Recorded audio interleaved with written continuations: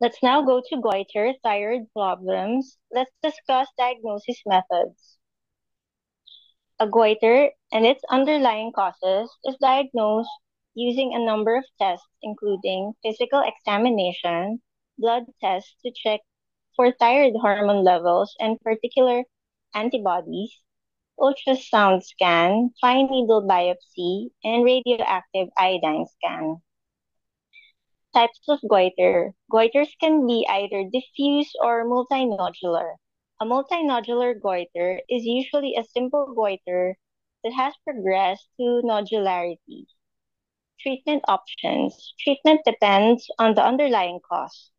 Goiter caused by iodine deficiency can be helped with the introduction of iodine-rich foods into the diet, such as seafood and iodized salt.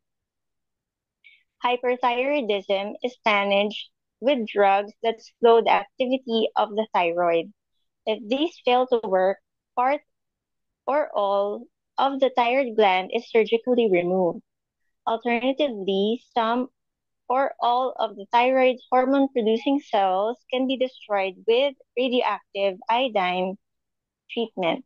Hypothyroidism is treated by lifelong thyroid hormone replacement therapy. Benign thyroid nodules are shrunk with medications, destroyed with radioactive iodine treatment, or surgically removed, depending on type. Cancer of the thyroid is treated by surgical removal of the gland, followed by radioactive iodine treatment. Thyroid nodules. These are lumps that grow on the gland. Nodules are classified into two groups, hot or warm. These nodules account for about 15% of cases and can cause hyperthyroidism. The cancer risk is low. Next is cold.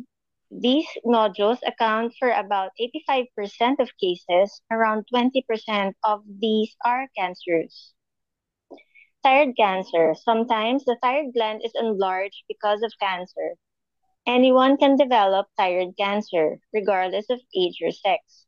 The incidence rate are very low and the cure rate is very good for well differentiated forms, whereas prognosis is very poor for poorly differentiated forms, the so-called anaplastic thyroid cancer. Some of the risk factors include chronic goiter, family history, female gender, and radiation exposure. High doses of radiation were used during the 1950s to treat disorders of the throat and skin. Thank you for your attention.